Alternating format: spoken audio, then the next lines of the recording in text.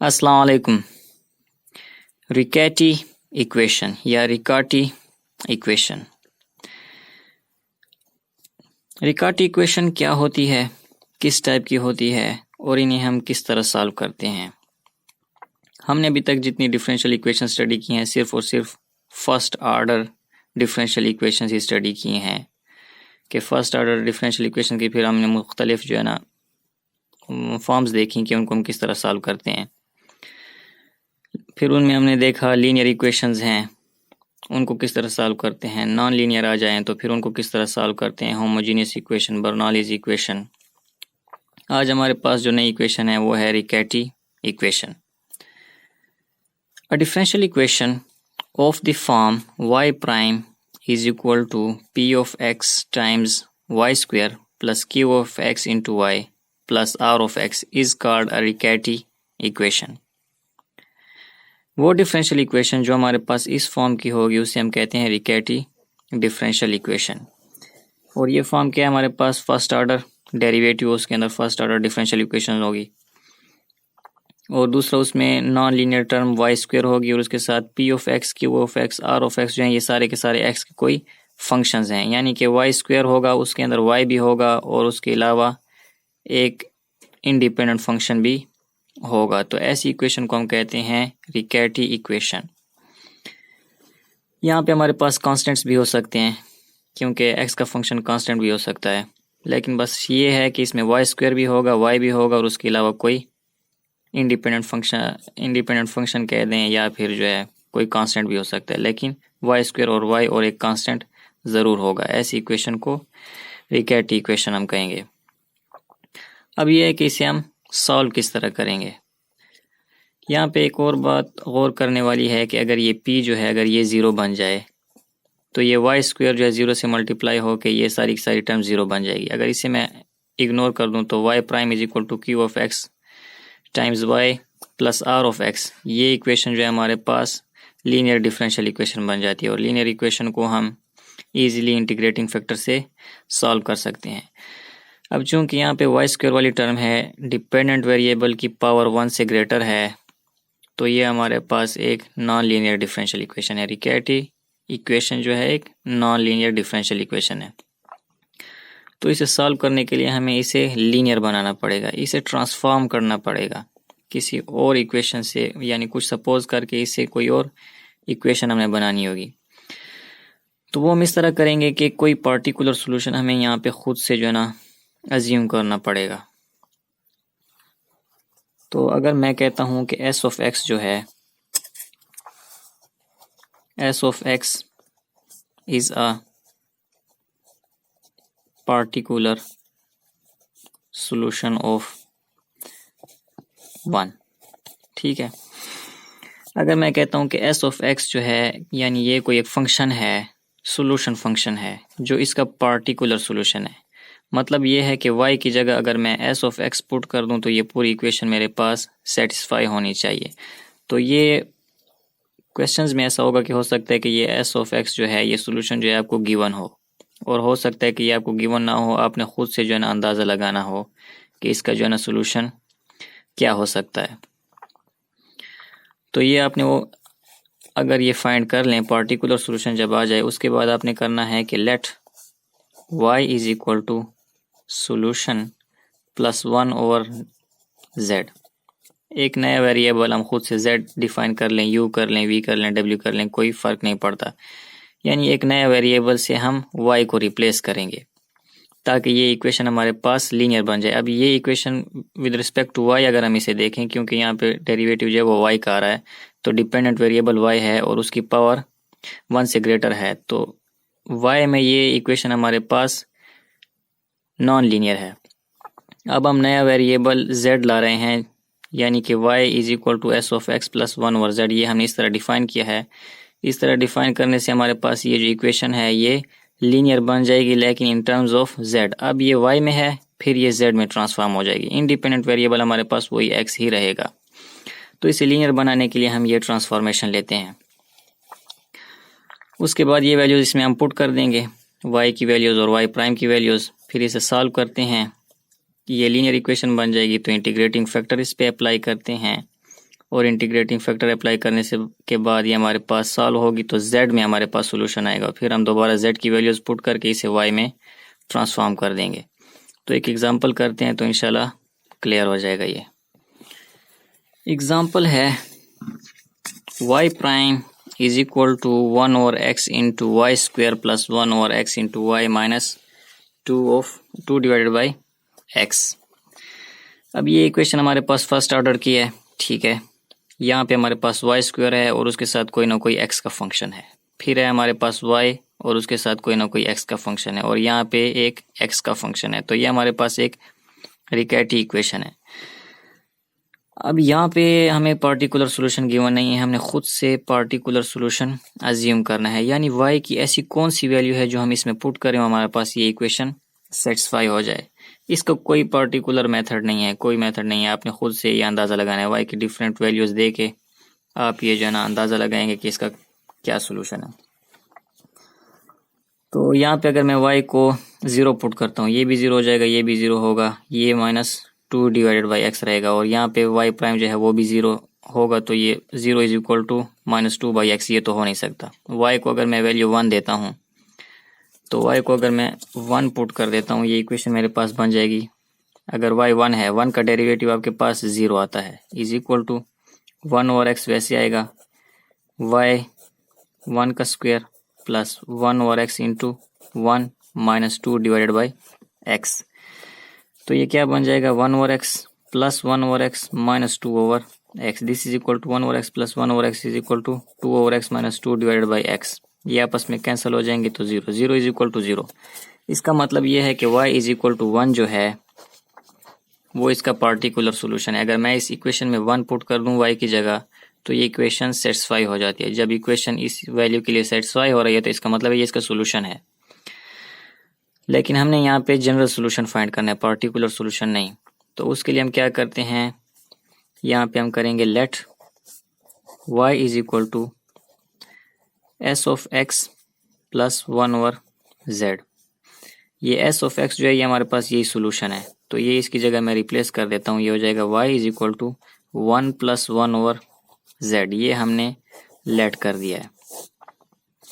अगर y इस चीज़ के इक्वल है तो y प्राइम जो है वो इक्वल आएगा, इसका डेरिवेटिव लेंगे तो ये 0 हो जाएगा, प्लस 1 ओवर z है तो ये z ऊपर आएगा, तो इसका मतलब है d divided by d x of z raise to power -1 का derivative with respect to x। तो ये हो जाएगा y prime is equal to, इसका जब हम डेरिवेटिव लेंगे तो पावर क्या होगा, नीचे आ जाएगी,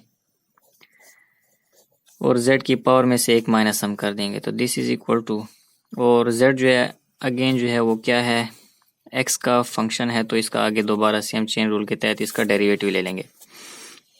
this is equal to minus z minus 2 z prime. इसको मैं सिंप्लीफाई करके लिख सकता हूँ कि y prime is equal to, ये z की पावर 2 है, -2 है, तो ये नीचे आएगा तो पॉजिटिव हो जाएगी, minus z prime divided by z square. ये दो वैल्यूज़ हमारे पास आई हैं, y प्राइम की और y की, ये हम इस इक्वेशन में सब्स्टिट्यूट कर देते हैं।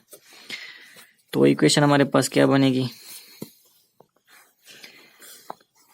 y प्राइम की जगह आ जाएगा minus z prime divided by z square is equal to 1 over x वैसे आ जाएगा।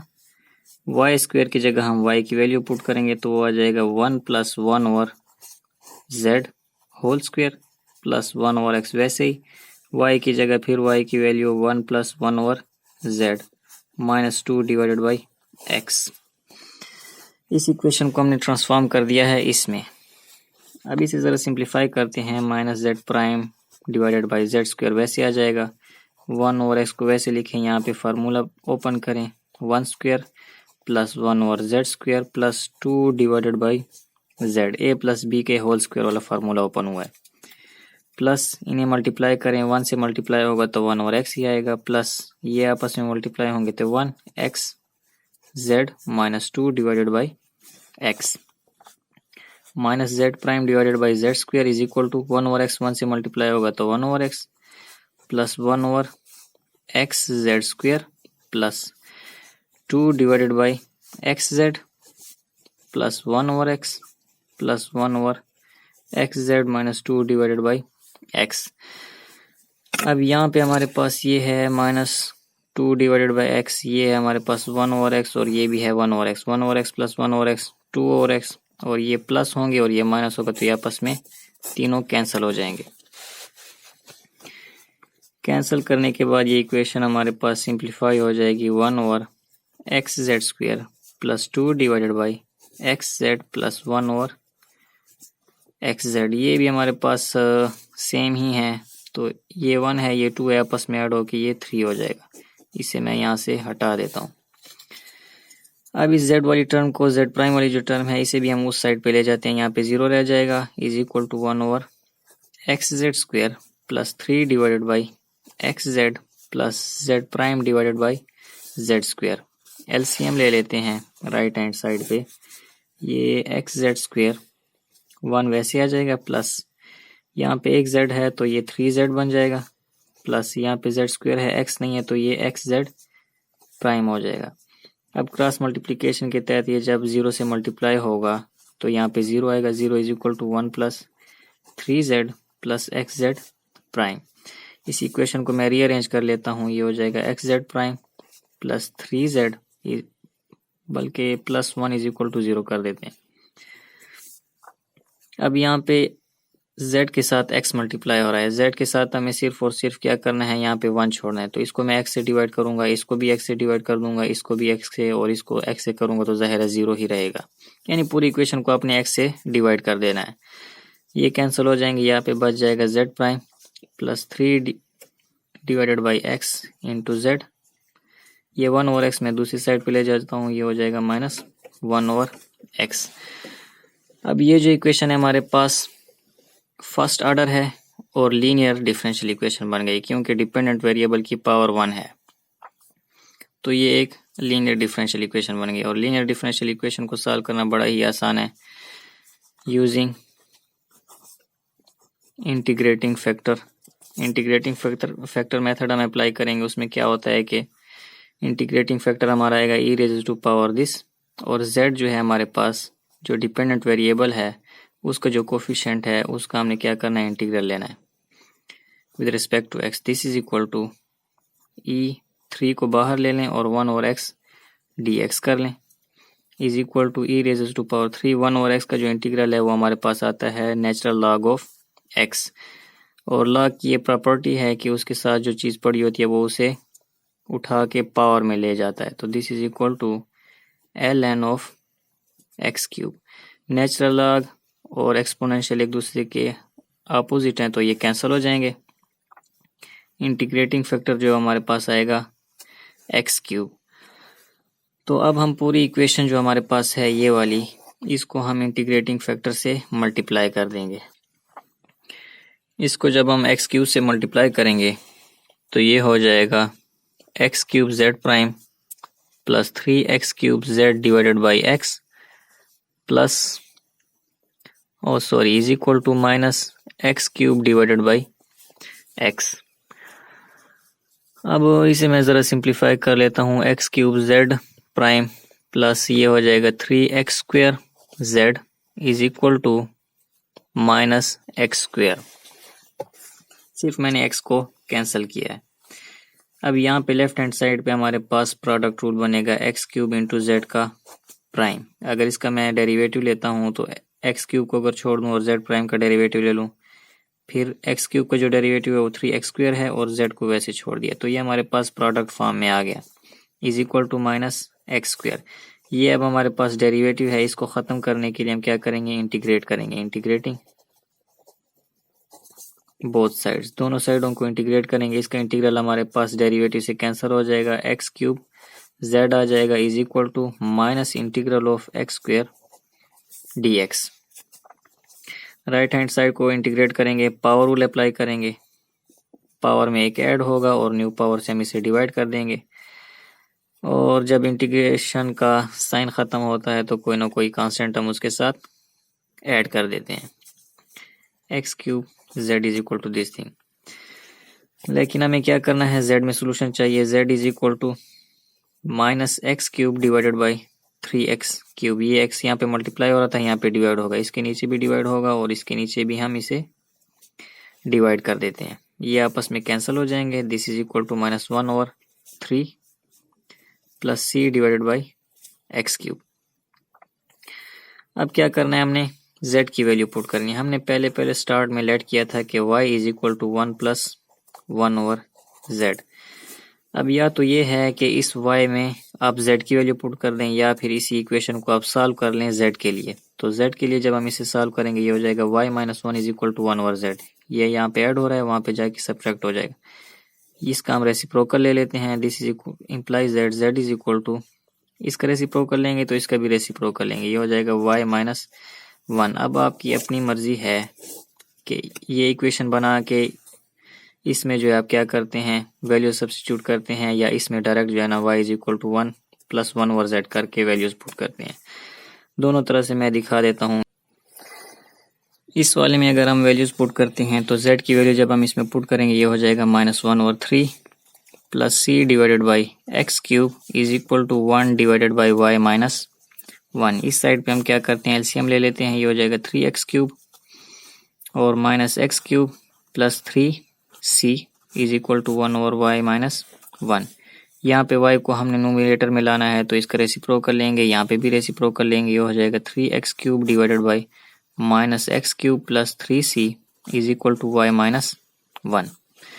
अब ये 1 इस तरफ हम ऐड कर लेते हैं। This implies that y is equal to, y को अब मैं इस तरफ लिख रहा हूँ, 3x³ divided by -x³ plus 3c, और यहाँ पे ये सब्ट्रैक्ट हो रहा था, इस साइड पे आके ये ऐड हो जाएगा। तो ये इसका सॉल्यूशन आ गया हमारे पास। इस तरह भी कर सकते हैं, और इसमें अगर वैल्यू सब्स्टिट्यूट करें, यहाँ पे भी मैं पहले से ज़रा सिंप्लीफाई कर देता हूँ। ये हो जाएगा 3x³ -x³ प्लस 3c। तो ये वैल्यू हम इसमें सब्स्टिट्यूट करते हैं तो ये हो जाएगा y is equal to 1 + 1/z। z की वैल्यू हमारे पास है -x³ plus 3c divided by 3x³। This is equal to 1। ये जो है हमारे पास बिल्कुल न्यूमरेटर में चला जाएगा। तो 3x³ divided by -x³ plus 3c। यहाँ से भी हमारे पास y की वही वैल्यू आ रही है, यहाँ से भी सेम वैल्यूज आ रही हैं। तो दोनों मेथड्स आप कर सकते हैं। नेक्स्ट पार्ट में मैं इसके 2 और क्वेश्चंस कराता हूँ, इंशाल्लाह फिर मज़ीद क्लियर हो जाएगा।